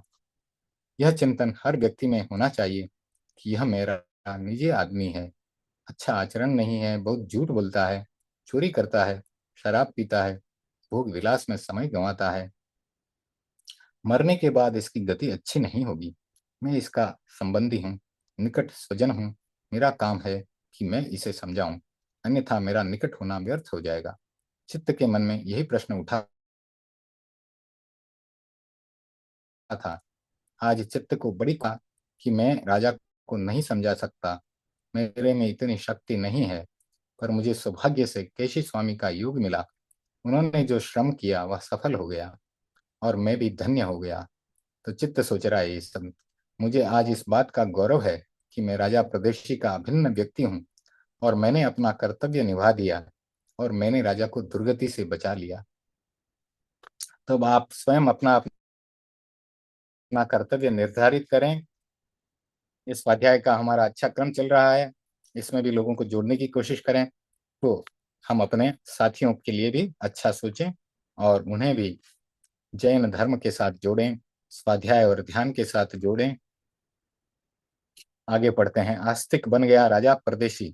राजा परदेशी शहर में गया, सबको इकट्ठा किया, समझाना शुरू किया कि देखो, इतने दिन मैं तुमको यह समझाता रहा कि जो शरीर है वही जीव है और जो जीव है वही शरीर है।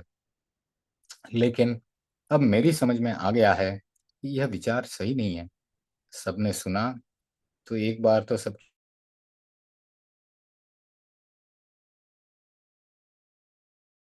आंखें फटी की फटी रह गई। राजा को देखते रह गए। क्या ये परदेसी राजा ही है? वही बोल रहा है। विश्वास नहीं हो रहा है। उन्होंने ध्यान से देखा कि है तो वही राजा परदेसी ही है। रामायण का एक प्रसंग आता है जहाँ यह प्रश्न उभरता है, सुग्रीव वही आया है या कोई दूसरा आ गया है, क्योंकि वहां पर भी रूप परिवर्तन की कहानी है। अंबड़ ऋषि के बारे में भी आपने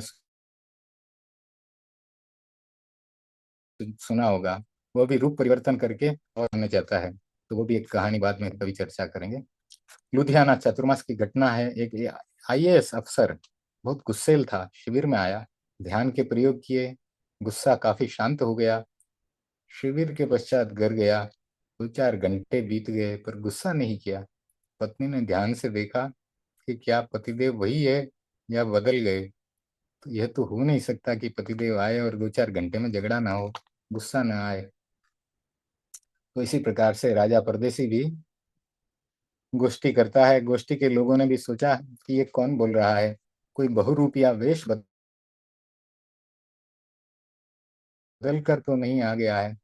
परदेशी ने कहा, जो उसे सुनकर आप लोगों को आश्चर्य होता होगा। जिस व्यक्ति ने इतना श्रम किया, इतने परीक्षण किए और प्रयोग किए, इतने लोगों को अपने मत के समर्थन में तैयार किया, मैं जो अनात्मवाद नास्तिकवाद का कट्टर प्रचारक बना रहा, तो कोई कांग्रेस पार्टी का कट्टर प्रचारक है, कोई जनता पार्टी का कट्टर प्रचारक है। उसी प्रकार से ये राजा परदेशी जो था, वह अनात्मवाद नास्तिकवाद का कट्टर प्रचारक था। तो आज वह बदल गया। मैं वही राजा परदेशी हूँ, पर मेरा मस्तिष्क बदल गया, चेतना बदल गई। मैंने यह समझ लिया कि मेरा आज से पहले जो विचार था वह सत्य नहीं था। मैं आज जो कह रहा हूँ वह सत्य है।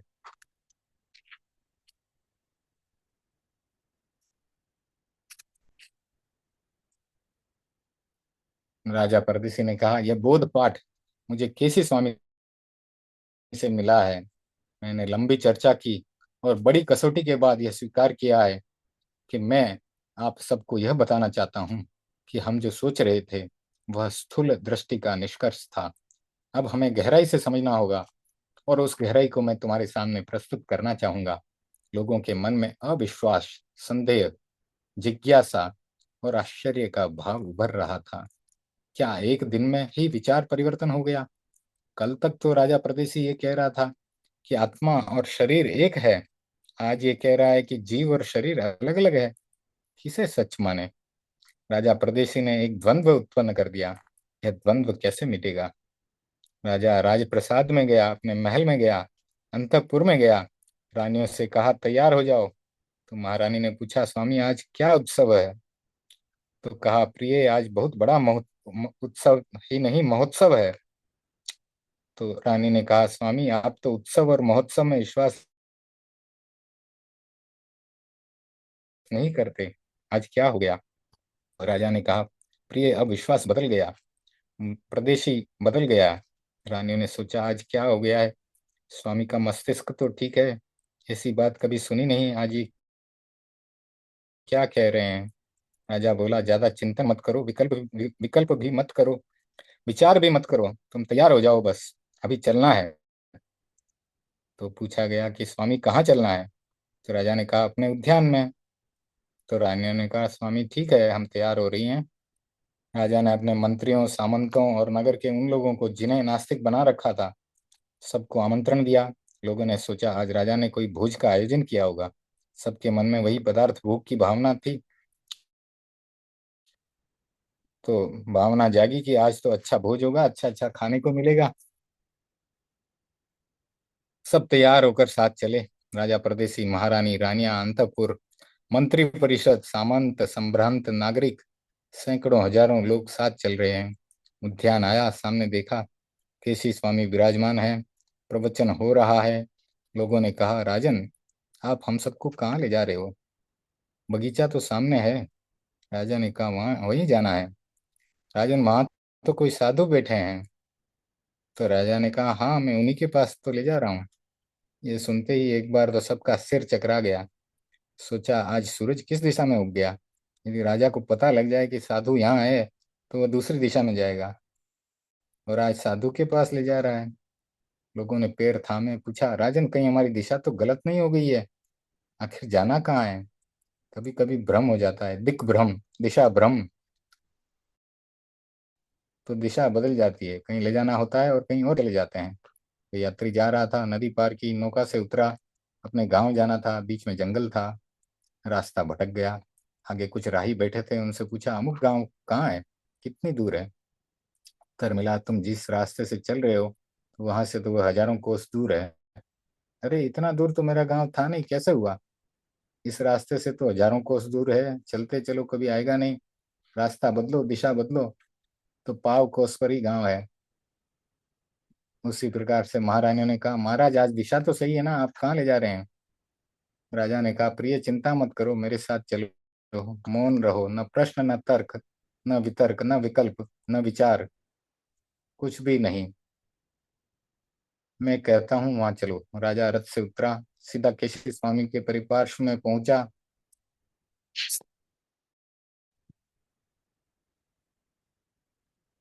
विनय प्रतिपत्ति शुरू की, 3 बार उठ बैठकर प्रदक्षिणा पूर्वक बड़ी विनम्रता के साथ वंदना की। सब लोग देख रहे हैं पर आंखों पर भरोसा नहीं हो रहा है।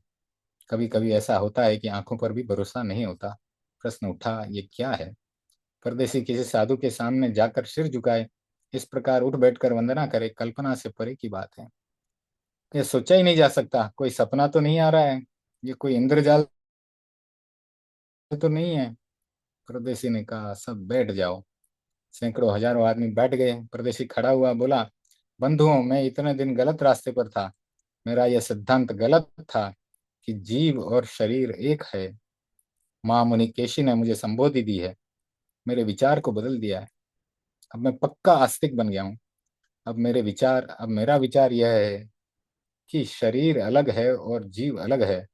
आत्मा भिन्न है, शरीर भिन्न है। राजा परदेसी ने कहा, अपने समर्थकों की और हाथ से संकेत करते हुए कहा, मैं पक्का आस्तिक हो गया हूँ, अब आप क्या कहते हो? वे क्या कहते बेचारे असमंजस में पड़ गए। जो बात जीवन में कभी नहीं सुनी, जिसकी कल्पना भी नहीं की कि परदेसी ऐसी बात कर सकता है, वह बात सुन रहे हैं। न आंखों पर भरोसा है, न कानों पर भरोसा है। एक अजीब सा अंतर द्वंद्व है। क्या हो गया ये कौन ऐसा करामाती साधु है जिसने राजा परदेसी को बदल दिया? राजा परदेसी के सामने कौन बोले? अब सब सुन रहे हैं, समझ रहे हैं। परदेसी बोला, महाराज, मैं पूरी परिषद के सामने कहता हूँ, मैंने आपका अभिनय किया। मैंने बहुत टेढ़े मेढ़े प्रश्न पूछे हैं। मैंने आपको छकाने का बहुत प्रयत्न किया है, हराने का प्रयत्न किया है। मैंने सोचा ऐसे प्रश्न पूछता हूँ जिनका कोई उत्तर नहीं होगा, किंतु आपने मेरे सारे वक्र प्रश्नों का बहुत सहजता से उनका समाधान किया है, मेरे अज्ञान को मिटाया है। अन्नाणम परियाणामि, नाणम वो संपज्जामि। अब मैं अज्ञान को छोड़ता हूँ। अन्नाणम यानी अज्ञान, परियाणामि यानी छोड़ता हूँ, नाणम यानी ज्ञान, वो संपज्जामि यानी उसे स्वीकार करता हूँ। आज से मैं अरहत पार्श्व के शासन को स्वीकार करता हूँ। महामुनि केशी को गुरु रूप में स्वीकार करता हूँ। मैंने जो अभिनय अशातना की है, अप्रिय व्यवहार किया है, उसके लिए क्षमत कामना करता हूँ। बड़ा महत्व का शब्द है क्षमत कामना। क्षमा याचना में पूरी बात नहीं है। एक आदमी क्षमा मांगता है और एक व्यक्ति क्षमा देता है, इसका मतलब है कि क्षमा मांगने वाला छोटा हो गया और देने वाला बड़ा। जैन दर्शन संतावादी दर्शन है। मनो हीणे नो ऐरित्ते। नो हीणे यानी कोई हीन नहीं, नो ऐरित्ते यानी कोई अतिरिक्त नहीं, सब समान है। एक नया शब्द आया, खमत खामना। मेरी कोई भूल हुई तो आप सहन करें, और आपकी कोई भूल हुई तो मैं सहन करता हूँ। दोनों ओर सहन करना है, इसका मतलब है खमत खामना। राजा परदेशी ने खमत कामना किया, विनय की प्रतिपत्ति की और बोला, केशी स्वामी, ये सब नए लोग आए हैं, मेरी रानियां आई हैं। आज तक इन्हें एक ही सिद्धांत पढ़ाया गया, खाओ पियो मौज करो, आगे पीछे कुछ नहीं है, डरो मत, भोग ही सब कुछ है। उसके बाद जीवन समाप्त है। पीब खाद च चारु लोचने, यद तीतम वर्गात्री तन्नते, न ही भीरु गतम निवर्तते, समुदय मात्रम मिदम कलेवरम। तो क्या बताया उनको? पीब खाद यानी पियो और खाओ, चारु लोचने, चारु लोचने यानी सुंदर स्त्री के लिए, यद तीतम वर गात्री तन्नते, आगे पीछे कुछ भी नहीं है, ये जो तन है वह नष्ट हो जाने वाला है। न ही भीरु यानी डरो मत, गतम निवर्तते, तो सब कुछ मरने के बाद सब कुछ नष्ट हो जाएगा। समुदयम मात्र मात्रम इदम कलेवरम। तो यह शरीर है, भोग ही सब कुछ है, और जब जीवन समाप्त है तो सब समाप्त हो ही जाएगा। इसलिए खाओ पियो और मजा करो। तो मैं इन्हें भोगवादी दृष्टिकोण में मैंने रंग दिया था, इन्हें एकदम बदलना मुश्किल है। मैं आपसे प्रार्थना करता हूँ कि आप कृपा करें, हम सबको धर्म की देशना दें, धर्म का तत्व समझाएं। तब मुनि केशी की देशना को सुनने के लिए सब उत्कंठित और उत्कर्ण हो गए। तो सभी हो गए। आगे पढ़ते हैं। राजा प्रदेशी विनम्रता के साथ बोला, केशी स्वामी, मैंने जिन लोगों को अनात्मवाद का पाठ पढ़ाया वे सब आपके सामने हैं। मैंने घोट घोट कर यह पिलाया कि शरीर और जीव अलग नहीं है। अब आपने मेरे मानस को बदल दिया, मेरी बुद्धि भी बदल गई, मेरा चिंतन भी बदल गया। मैंने स्वीकार कर लिया कि जीव और शरीर अलग है। मेरे समझाए हुए इन लोगों को भी आप समझाएं। बहुत कठिन है इन्हें समझाना। मैंने यह देखा है कि गलत बात समझाने वाला तो कभी कभी समझ जाता है, किंतु जिन लोगों को उसने समझाया उन लोगों को बदलना और भी कठिन हो जाता है। आप कृपा करें, धर्म देशना दें, इन्हें वह सत्य समझा दें जिसे मैंने समझा है। केशी स्वामी ने कहा कि धर्म की देशना होने वाली है। मैं धर्म की बात कहूंगा, पर 2 क्षण तुम भी ये बता दो, तुमने सच्चाई को कैसे समझा, तुम्हारा मानस कैसे बदला। परदेसी राजा ने कहा कि आपकी आज्ञा है तो मैं कुछ कहना चाहता हूँ। राजा परदेशी ने मित्रों और प्रजाजनों को संबोधित करते हुए कहा, देखो, मैंने आज तक जो तुम्हें समझाया वह स्थूल जगत की बात थी। मैंने स्थूल सत्य को समझाया। मेरे तर्क भी स्थूल थे, मेरा दृष्टिकोण भी स्थूल था। मैंने कभी सूक्ष्म की ओर ध्यान नहीं दिया। ये कल्पना भी नहीं थी कि स्थूल जगत से परे एक सूक्ष्म जगत है। इस दृश्य जगत से परे एक अदृश्य जगत है जिसे आंखों से देखा नहीं जा सकता। इन इंद्रियों से परे एक इंद्रियातीत जगत है। हम केवल इंद्रियों की चेतना में रहे, शब्द रस रूप गंध और स्पर्श इनका भोग करते रहे। हमने यह माना जो कुछ है वह यही है। मैंने केशी स्वामी से समझा कि दूसरा जगत भी है। सूक्ष्म जगत को समझें तो अनेक नई बातें प्रस्तुत हो जाती हैं। कुछ लोग नास्तिक विचार वाले थे। 2 4 व्यक्ति मिले, सोचा लोग कहते हैं आत्मा है, पुनर्जन्म है, मरने के बाद आत्मा भूत प्रेत बन जाती है और कहीं चली जाती है, परीक्षा करनी चाहिए। परीक्षा करने के लिए निकले तो पता चला इस नगर में एक घर है जिसे भूतहा घर कहा जा रहा है। उसमें भूतों का निवास माना जाता है। उसमें और कोई रहता नहीं है, सब घर छोड़कर चले गए हैं। चारों नास्तिक व्यक्तियों ने निश्चय किया कि हम उस घर में रहेंगे। आज हमें देखना है कि भूत कोई है या नहीं। रात 12 बजे का समय। इतने में देखा कि 2 आदमी आ रहे हैं, लंबे चौड़े डील के हैं। कौन आ रहे हैं ये? पूछा, भाई कहाँ से आ रहे हो? तो उन्होंने कहा यहीं से आ रहे हैं। तब उन्होंने कहा, जो लोग 4 व्यक्ति आए थे देखने के लिए कि यहाँ भूत है कि नहीं, उन्होंने कहा हमने सुना है कि यहाँ भूत रहते हैं, क्या आपको पता है? तो उन्होंने कहा कि हमें क्या पता, हमें तो मरे हुए 4 वर्ष हो गए।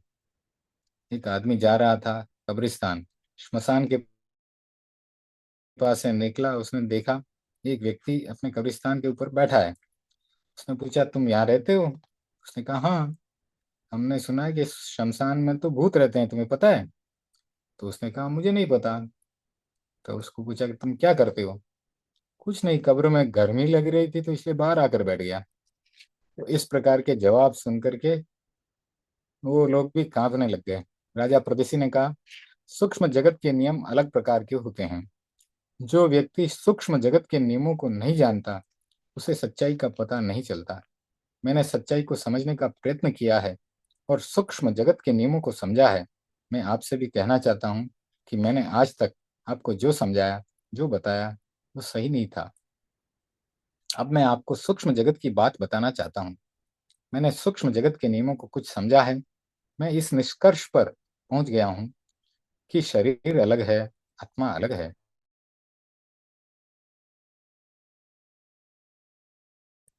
मैंने यह मत स्वीकार कर लिया है, आत्मा नहीं भिन्न है। तुमने मंत्र पढ़ाया, ये हम जब भी भक्ति संध्या होती है तो गाते हैं, चैत्य पुरुष जग जाए। तो यहाँ पर बताया जा रहा है कि मैं चाहता हूं कि आप भी इस बात को स्वीकार कर लें कि आत्मा अलग है और शरीर अलग है। केशी स्वामी ने आप वो केशी स्वामी को संबोधित करते हुए कहता है कि केशी स्वामी, आप इन्हें धर्म का उपदेश दें। उस समय केशी स्वामी ने चौजामम धम्मम, यानी चतुर्याम धर्म, उसका उपदेश दिया। भगवान महावीर के समय पंच महाव्रत धर्म था। पार्श्वनाथ के शासन में चतुर्याम धर्म चलता था। 4 याम का उपदेश दिया जाता था। पहला याम है सब्वाओ पाणाई वायाओ वेरमणम, सर्व प्राणातिपात हिंसा से विरति। पार्श्वनाथ के समय में गृहस्थ धर्म और साधु धर्म ऐसा कोई अलग विभाग नहीं था। यह विभाग महावीर ने किया। इसलिए भगवान महावीर कहते हैं कि मैंने जैसे 2 प्रकार के धर्म का प्रज्ञापन किया है, वैसे ही आने वाला तीर्थंकर भी 2 प्रकार के धर्म का प्रज्ञापन करेगा। चातुर्याम धर्म में सबसे पहले प्राणातिपात विरति की बात आई। हिंसा छोड़ो। सब लोगों ने सोचा कि आज तक तो हिंसा का संस्कार मिला है। कहते हैं मारो काटो, राजा परदेसी का हाथ तो रक्त से रंजित रहता है। शायद रक्त उसके हाथ की शोभा और श्रृंगार बना हुआ था। आज कहा जा रहा है कि हिंसा मत करो। अजीब सा लग रहा है। आदमी में हिंसा का संस्कार तो होता ही है, फिर कोई समर्थन मिल जाए, उत्तेजना मिल जाए, कोई हिंसा का लाभ बता दे, तो फिर हिंसा करने में कोई संकोच भी नहीं होता। युद्ध काल में हिंसा होती है।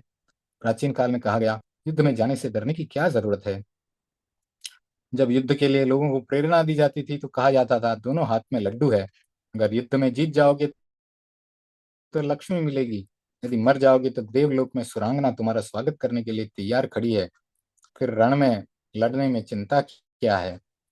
जीते च लभ्यते लक्ष्मी, मृते चापि सुरांगना, क्षण भंगुर को देह, का चिंता मरने रणे। यानी जीते च लभ्यते लक्ष्मी, यानी जीतने पर लक्ष्मी मिलेगी, धन मिलेगा। मृते चापि सुरांगना, मर जाने के बाद सुरांगना मिलेगी, यानी वहां पर देवलोक में जाने पर सुरांगना स्वागत करेगी। क्षण भंगुर को देह, यह शरीर तो क्षण भंगुर है, कभी भी मृत्यु आएगी तो नष्ट हो जाएगा। का चिंता मरने रणे, तो मरने के रण में मरने के लिए क्या चिंता है। जब युद्ध की मानसिकता चलती थी तब इस प्रकार का विचार चला और चलता रहा। आज भी इस प्रकार का विचार चलता है।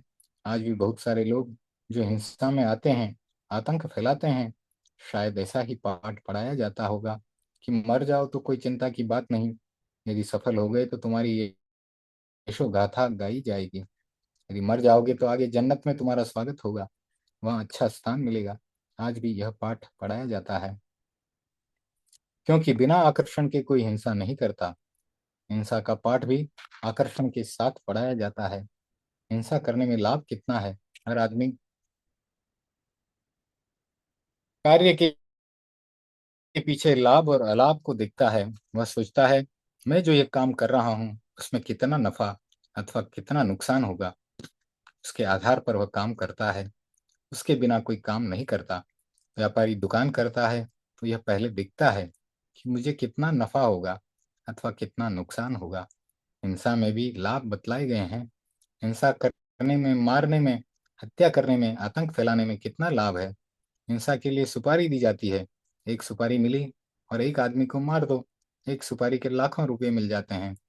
बहुत सारी हिंसा प्रलोभन के साथ चलती है। एक प्रलोभन मिलता है और उसके साथ हिंसा चलती है। मन में कोई आकांक्षा जाग जाती है, बड़प्पन की भावना जाग जाती है, प्रसिद्धि की भावना जाग जाती है, तो हिंसा चलती है। एक युवक ने यूनिवर्सिटी के गुंबज पर खड़े होकर 10-20 लोगों को गोलियों से भून दिया। उसे पकड़ा गया, न्यायालय में पेश किया गया। न्यायाधीश ने पूछा, तुमने इतने लोगों को क्यों मारा। उस युवक ने कहा, मैंने टीवी में देखा था कि जो हिंसा करता है, हत्या करता है,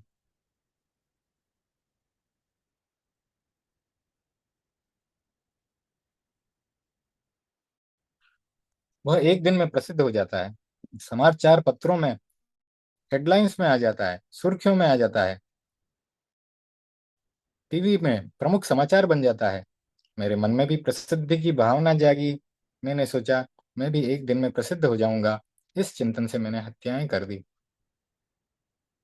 हिंसा को छोड़ना तभी संभव होता है जब अध्यात्म की चेतना जाग जाए, आत्मा का बोध होता है, कर्म का बोध होता है, और यह बोध होता है कि हिंसा का बहुत बुरा परिणाम होता है और उस परिणाम को भोगना ही पड़ता है। हिंसा का परिणाम अच्छा नहीं होगा, सुखद नहीं होगा, कर्म का बंधन होगा।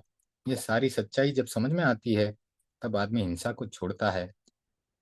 धर्म का पहला पाठ है किसी भी प्राणी की हिंसा नहीं करना। लोग सोचने लगे परदेशी के सामने अहिंसा की बात, जो हिंसा के लिए प्रसिद्ध रहा, हिंसा के संदर्भ में जिसका नाम और ख्याति रही है, हिंसा के क्षेत्र में जो पहले नंबर का आदमी है दुनिया में, उसने अहिंसा धर्म को स्वीकार कर लिया है। हजारों लोग केशी स्वामी का यह उपदेश सुन रहे हैं, पर उनके दिमाग में बात बैठ नहीं रही है। वे सोच रहे हैं क्या यह संभव है? ये कोई दिवा स्वप्न तो नहीं है? दिन में बैठे बैठे स्वप्न तो नहीं देख रहे हैं? वैसे तो ये संसार स्वप्न ही है। संसार स्वप्नम, हम अपने साधना रथ ग्रुप में रोज डालते हैं ये श्लोक। त्यज संसार स्वप्नम मदालसा का। क्या सचमुच प्रदेशी राजा बदल गया? शुद्धों से बुद्धों से निरंजनों से संसार माया परिवर्जितों से। तो ये श्लोक रोज अपने ग्रुप में आता है। क्या सचमुच प्रदेशी राजा बदल गया? हिंसा का संस्कार छूट गया? उसने अहिंसा धर्म को स्वीकार कर लिया? क्या यह हो सकता है? हम सच्चाई को झुठला नहीं सकते। प्रदेशी राजा स्वयं कह रहा है कि मैं बदल गया हूँ, मैंने हिंसा को छोड़ने का संकल्प कर लिया है, मैं अब हत्या नहीं करूंगा, हिंसा के मार्ग पर नहीं जाऊंगा। मैंने हिंसा के परिणामों को समझ लिया है। जो व्यक्ति आत्मा को समझ लेता है वह हिंसा में नहीं जाता। व्यक्ति हिंसा में तभी जाता है जब तक वह आत्मा को नहीं समझता।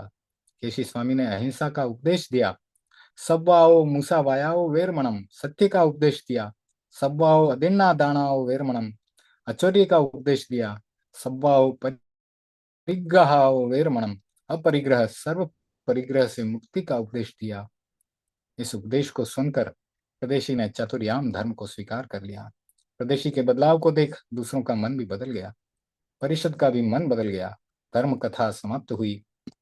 प्रदेशी खड़ा हुआ, बोला, केशी स्वामी, बहुत समय हो गया, मैंने आपको बहुत कष्ट दिया, पर आपने मुझे बहुत शांत भाव से सुनाया। मैंने आपके धर्म को स्वीकार कर लिया है, अब मैं जा रहा हूँ। केशी स्वामी बोले, राजन, जाते जाते पाथे तो लेते जाओ, भाता तो लेते जाओ। किसान लोग खेत में जाते हैं तो भाता लेकर के जाते हैं, विद्यार्थी स्कूल में जाते हैं तो टिफिन लेके जाते हैं। परदेशी, तुम भी पाथे लेते जाओ, बिना पाथे कैसे जा रहे हो? राजा परदेशी ने कहा, मुनिवर, वह पाथे क्या है? पाथे वह होता है जो रास्ते में काम आए। लोग दूर देश में जाते हैं, रेल की यात्रा करते हैं तो पाथे साथ रखते हैं। बहुत वर्षों पहले जब पहली बार लोग विदेश जाने लगे, तब मूलचंद जी सेठिया गुरुदेव के पास आए।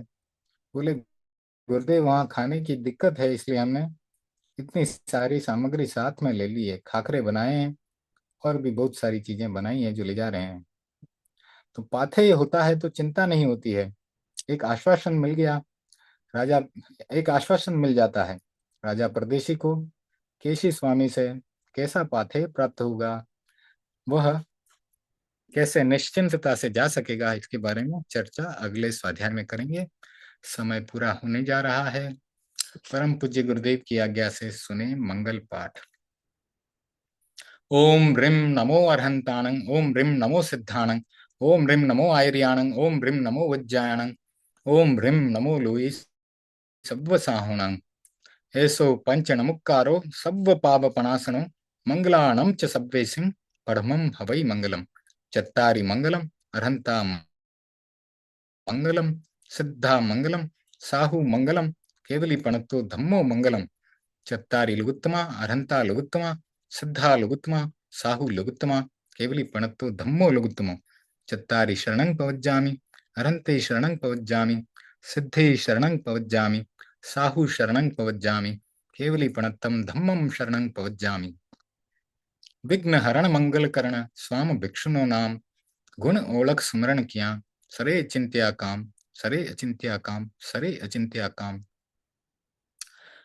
अंगूठे अमृत बसे लब्धि तना भंडार, श्री गुरु गौतम सुमरिये मन वांछित फल दातार, मन वांछित फल दातार। धम्मो मंगल मुक्तिठम अहिंसा संजमो तवो, देवावितं नमंसन्ति जस्य धम्मे सयामणु, चैत्ता भार हम वासम चक्रवट्टी महिटियो, संति संति करे लोए पत्तो गई मणुत्तरम। देवदानव गंधर्वा रक्षस किन्नरा वं भयारिं नमंसन्ति दुःखरं जे करन्ति तं। सर्वमङ्गलमाङ्गल्यं सर्वकल्याणकारणं प्रधानं सर्वधर्माणां जैनं जयति शासनं। मङ्गलं भगवान् वीरो मङ्गलं गौतमो गणि, मङ्गलं स्थूलिभद्राध्या जैन धर्मोऽस्तु मङ्गलं। मङ्गलं मतिमान भिक्षु मंगलम भारमल्लक, मंगलम राय चंद्राध्या, मंगलम तुलसी गुरु, महाप्रज्ञोस्तु मंगलम, महाश्रमणोस्तु मंगलम, तेरा पंथोस्तु मंगलम। वसग्गहरं पासं पासं वंदामि कम्म गणमुक्कं, विषहर विष निन्नासं मंगल कल्याण आवासं, विषहर फुल्लिंग मंतं कंठे धारय जय श्यामणो, तस्य घ रोग मारी तुट्ठ जरा जंती भूसामं, चिट्ठउ दूरे मंतो तुज्ज प्रणामो भी बहुफलो होई, नर तिरिये सुबिजीवा पावन्ति न दुःख दोगम, तुह सम्मत्ते लद्धे चिंतामणि कप्प पाय बब्बहिये, पावन्ति अभिज्ञानम जीवा आयरा मरम ठाणम। यह संतु महायश भक्ति भर निभरेण हीण, ता देव दिज्ज बोहिन भवे भवे पास जन चंद, भवे भवे पास जन चंद।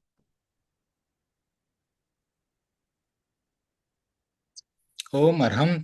Thank you for joining today. हम सब परम पूज्य गुरुदेव के प्रति बहुत बहुत आभारी हैं। आज की मीटिंग को संपन्न करते हैं।